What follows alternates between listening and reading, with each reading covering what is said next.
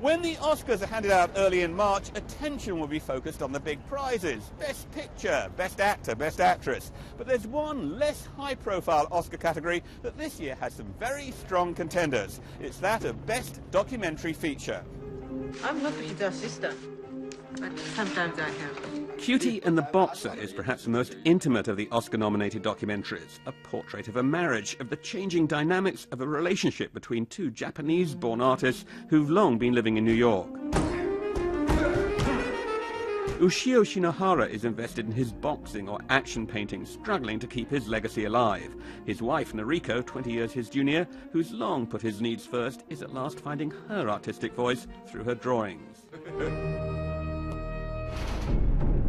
Multiple continents. Also in the Oscars race is the hard-hitting Dirty Wars, a journalistic investigation by Jeremy Scahill into America's covert operations, specifically US actions that allegedly killed innocent civilians not linked to terrorist groups. The film plays out like a conspiracy thriller.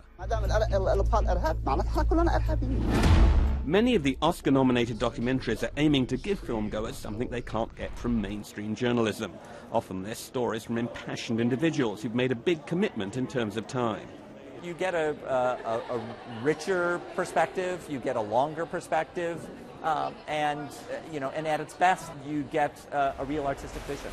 Case in point could be the Oscar-nominated documentary The Square, in which Egyptian-American filmmaker Jahan Noujain spent more than 2 years following 3 main characters caught up in the recent unrest in Egypt.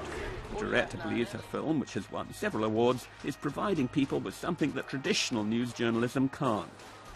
Well, the mainstream media, they pop in when there's a big election, a million-man march, a lot of blood in the streets, but you don't see those in-between times. You don't see a human story. And the most important times are those very lonely moments when that person, that activist, decides that they have to go down the next day and continue the fight, and they're not going to go home. And it seems that everything's against them. And so we follow the continuum. Mungkin ya banyak hantunya. Karena di sini tuh banyak manusia yang... The Act of Killing is one of the most talked about Oscar-nominated documentaries, partly because of its unorthodox approach.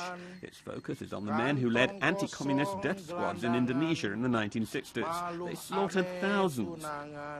Director Joshua Oppenheimer wanted to understand their minds, so he got them to reenact their lethal deeds in the form of the movies they love. Before he embarked on the project, he maintains the perpetrators were openly showing him, reenacting how they slaughtered. To understand them, he provided an arena in which their imagination could flourish. I understood if I simply combine their reenactments and the making of these reenactments into one film, together we would produce a kind of new form of documentary, which I've not seen before, a kind of documentary of the imagination rather than a documentary of everyday life.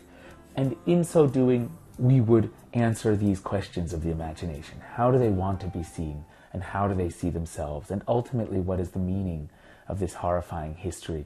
The Act of Killing is a strong candidate to win the Best Documentary Feature Oscar, but it may be too disturbing for Academy members to bear. They may opt instead for the more feel-good 20 Feet from Stardom, which shines a light on background singers.